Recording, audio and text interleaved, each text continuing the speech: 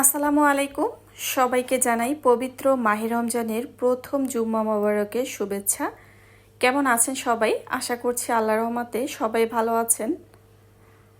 আর আলহামদুলিল্লাহ আমরাও ভালো আছি। বেশ কয়েকদিন পরে একটা ভিডিও নিয়ে এসেছি। সবাই এখন খুবই ব্যস্ততার সময় পার করছেন, বিশেষ করে আমার আপুরা যারা আছেন সবাই খুবই ব্যস্ততার সময় পার করছেন। আর আমিও কিন্তু তার ব্যতিক্রম না, আমিও ব্যস্ত সময় পার করছি। সব কিছু মিলিয়ে তারপরও আলহামদুলিল্লাহ খুবই ভালো আছি। রমজানের সময় বিশেষ করে সারাদিন রোজা রাখার পরে শরীরটা অনেকটা ক্লান্ত লাগলেও মনটা কিন্তু ঠিকই ফুরফুরা থাকে। এটা আমাদের সবারই, আমাদের বিশেষ করে নামাজ, কোরআন পড়া, রোজা রাখা এই কাজগুলো কিন্তু প্রত্যেকটা আপুই করি। সারাদিন যখন রোজা রাখি আর যখন নামাজ পড়ি, নামাজের জন্য কিন্তু আমাদের মনটাও ব্যাকুল থাকে। দেখবেন এক ওয়াক্ত নামাজ না পড়লে কিন্তু একদমই ভালো লাগে না। তো এই কারণে আমাদের যত ব্যস্ততাই থাকুক না কেন, নামাজটা কিন্তু সঠিক সময়ের ভিতরেই কিন্তু আমরা আদায় করে নিই। তো সবই আল্লাহর রহমত। আর এখন তো যেহেতু রহমতের সময় চলছে, প্রত্যেকটা মুসলমানই কিন্তু খুব সুন্দর সময় পার করছে আলহামদুলিল্লাহ। তো যাই হোক, এখানে আমি পেঁয়াজও তৈরি করছি, আর এটা ছিল শাক দিয়ে তৈরি করেছি, কলমি শাকের বড়া আর কি। তো সেটা ভাজা হয়ে গিয়েছে, আর এরপরে আমি এখন ডালের পেঁয়াজও তৈরি করছি। শাকের বড়া ভাজার কারণে তেলটা একদম সবুজ বর্ণের হয়েছে, দেখতে কিন্তু খুবই ভালো লাগছিল আমার কাছে। আর সেই তেলের ভিতরেই কিন্তু আমি ডালের পেঁয়াজটাও করে নিয়েছি। আমরা না আহামরি তেমন কোনো কিছুই ইফতারের আয়োজনে রাখি না, আর যতটুকু দরকার ঠিক ততটুকুই। এই তো ধরুন, যখন সারাদিন রোজা রাখি, শুরুতেই একটা খেজুর মুখি দিয়ে তারপরে আমরা সাদা পানি খাই, নর্মাল যে পানি, সেটা খাওয়ার পরে হয়তো আমরা ফল খাই। দুই এক রকমের ফল কিন্তু সবার টেবিলেই থাকে, যার যেরকমের সামর্থ্য আছে সেই অনুযায়ী। তো সেই ফল খাওয়ার পরে দেখা হয় যদি কেউ চিড়ামুড়ি ভেজানো খায়, অনেকে নামাজের পরেও খায়, আবার বুটমুড়িও কিন্তু নামাজের পরে খায়। তো যার যেরকম সময় হয় সে সেরকম নামাজ আদায় করে কিন্তু আবারও খায়। তো যাই হোক, আমরাও কিন্তু তার ব্যতিক্রম না। এভাবে খেজুর দিয়ে ইফতার করে সাদা পানি খেয়ে তারপরে ফল খাওয়ার পরে আমি যে বিশেষ করে বাসায় শরবতটা তৈরি করি, এটা তো আমাদের রমজান মাসে প্রত্যেকটা দিনই দরকার হয়, একটা দিনও মিস করি না। আর এই শরবতটা কিন্তু স্বাস্থ্যের জন্য খুবই উপকারী। তো ভিডিও শেষে দেখতে পারবেন যে সেই শরবতটা কী কী দিয়ে তৈরি করেছি। হয়তো অনেক আপুরা এভাবে তৈরি করে খান। যাই হোক, আমি আমার বাসায় যেভাবে তৈরি করি সেটাই আর কি আপনাদের সাথে শেয়ার করেছি। ভেবেছিলাম ভিডিওতে ভয়েস দিব না, তাই অরিজিনাল যে সাউন্ড, রান্নাবান্নার শব্দ, সেটাও রেখেছি। তো কথা বলতে বলতে যেহেতু অনেক দিন কথা বলা হয় না, তো ভাবলাম কথা বলি, এই আর কি। আপনাদের সাথে যখন কথা বলতে আসি তখন কিন্তু সত্যি খুবই ভালো লাগে। মনে হয় যেন আমার প্রত্যেকটা কথা আমার আপুরা যারা আমাকে ভালোবাসেন ঠিকই কিন্তু তারা মনোযোগ দিয়ে শোনেন।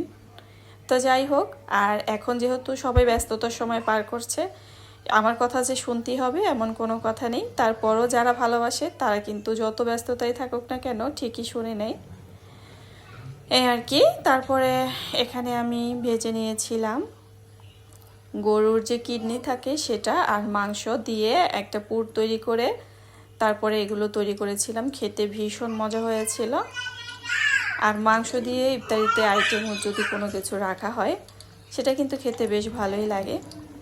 তারপরে আর কি, তারপরে তো এরকম খেজুর, তারপরে ফল, বুটমুড়ি, পেঁয়াজু, শরবত, এগুলো খেয়ে আমরা সবাই ইফতার করি এগুলো দিয়ে। তারপরে হয়তো অনেকে আছে বিরিয়ানি, তেহারি, যে যেরকমের আইটেম করে, নানান রকমের খাবার দেওয়ার কোনো শেষ নেই। তবে সারাদিন রোজা রাখার পরে সবাই ভাজাভাজি তেলের খাবার কম খাওয়াই ভালো সবার জন্য। আসলে আমি যে অনেক আহামরি তেল দিয়ে ভাজাভাজি করি সেরকমেরও কিছু না, তবে দুই একটা আইটেম রাখি, যেহেতু ছেলে আছে ও খেতে চায়, এই কারণে রাখা আর কি। তো যাই হোক, সবাই চেষ্টা করবেন তেলের খাবারটা একটু কম খাওয়ার। আর আমরা যেহেতু বাঙালি, ইফতারিতে ভাজাভাজি থাকবে না সেটা তো হতেই পারে না। তো সবাই দেখা যায় কি কম বেশি দু একটা আইটেম থাকেই। তবে পোলাও দিয়ে যদি মাংসের কোনো আইটেম তৈরি করা হয় সেটা কিন্তু আমি একদমই খেতে পারি না। আর যদি খাইও তাহলে মনে হয় যেন আমার গলা শুকিয়ে যায়, শুধু পানির পিপাসা পায়। পোলাও আমি অনেক পছন্দ করি, কিন্তু রমজান মাসে বিরিয়ানি তেহারি এগুলো কিন্তু সত্যি একদম খেতে পারি না। তো কিছু করার নেই, এই কারণে মানে রোজার যে এক মাসে পোলাওয়ের কোনো আইটেমই কিন্তু আমি তৈরি করি না, শুধু নর্মাল খাবারের চেষ্টা করি। তো যাই হোক, সবাই অত হাই রিস্ক খাবারগুলো না খেয়ে চেষ্টা করবেন যে খাবারগুলো স্বাস্থ্যের জন্য ভালো সেগুলোই খেতে। তো অনেক জ্ঞান দিয়েছি, অনেক বকবক করেছি, জানি না এখনও কোনো আপু আছেন কি না। আর যারা ভালোবাসেন তারা তো ঠিকই থাকবেন। ইউটিউব হচ্ছে এমন একটা প্ল্যাটফর্ম যেখানে শুধু একজন আরেকজনের প্রতি বিশ্বাস রাখতে হবে। বিশ্বাস রাখলেই দেখা যাবে সফলতা অর্জন করা যায়। কারণ বিশ্বাস আর এক কথা হচ্ছে মানুষের ঈমান। আমি আপনার একটা লং ভিডিও দেখতেছি, সেটা কম হলেও 8 থেকে 10 মিনিট দেখা উচিত। 8 মিনিটের কম যদি কোনো ভিডিও থাকে সেটা তো স্কিপ করার প্রশ্নই আসে না। আর বড় ভিডিও হলেও মানুষ একদম কম হলেও 8 মিনিট, 9 মিনিট, 10 মিনিট এভাবে দেখা উচিত। যদি সময় থাকে তাহলে তো লং ভিডিও ছেড়ে আমরা কাজ করি, তো সেই কাজগুলো কিন্তু আমরা কাজ করতে থাকি আর ভিডিও হতে থাকে। তো যাই হোক, অনেক কথা বললাম। আর যে শরবতটার কথা বলেছি এটা তো আপনারা সবাই বাসায় তৈরি করেন। এভাবে এই শরবতটা প্রতিদিন আমাকে তৈরি করতে হয় এবং আলহামদুলিল্লাহ এটা যখন খাই একদম কলিজা ঠান্ডা হয়ে যায়। তো পানির ভিতরে প্রথমে দিয়ে দিয়েছি গুড়, তারপরে দিয়েছি তোকমা, তারপরে দিয়েছি ভুসি। তো সেগুলো দিয়ে ভালো করে মিশিয়ে নিয়েছি। এরপরে আমি এখন দিয়ে দিচ্ছি ট্যাংটা দিলে একটু খেতে ভালো লাগে, কালারটাও সুন্দর আসে। আর এই পাশের জগের মানে মগের ভিতরে যেই ট্যাং দেখতে পাচ্ছেন এটা শুধুই ট্যাং। আমার ছেলে যেহেতু আজ রমজানের প্রথম জুমা, তো সে কারণে সে আজকে রোজাটাও রেখেছে। তো সে আবার আলাদা করে ট্যাংয়ের শরবত খাবে, এই জন্য সে নিজেই গুলিয়ে পাশে রেখে দিয়েছে। তো ট্যাং দিয়ে এখানে আমি আবারও লেবুর শরবত রেখেছি। আর লেবুর শরবত বলতে লেবু কেটে তারপরে এর রসগুলো দিয়ে দিচ্ছি। তো লেবুর রস দেওয়ার কারণে ফ্লেভারটা অনেক সুন্দর আসে। তো লেবুর ছোলা কিন্তু আমি ফেলবো না, এগুলো আমার কাজে লাগবে। এটা দিয়ে একটা ড্রিঙ্কস তৈরি করা যাবে, এটা খুবই উপকারী স্বাস্থ্যের জন্য, কিন্তু খেতে খুবই জঘন্য। তো যাই হোক, সেটা আর বললাম না, অনেকেই জানেন কি করব এখন লেবুর ছোলাগুলো দিয়ে। তো এই শরবতটা অনেক ভালো লাগে আমাদের কাছে। এভাবে এই সব উপকরণগুলো দিয়ে বানিয়ে খেয়ে দেখবেন। যখন সারাদিনে আপনি এই 1 গ্লাস শরবত খাবেন তখন সত্যি আপনার একদম কলিজা শীতল হয়ে যাবে।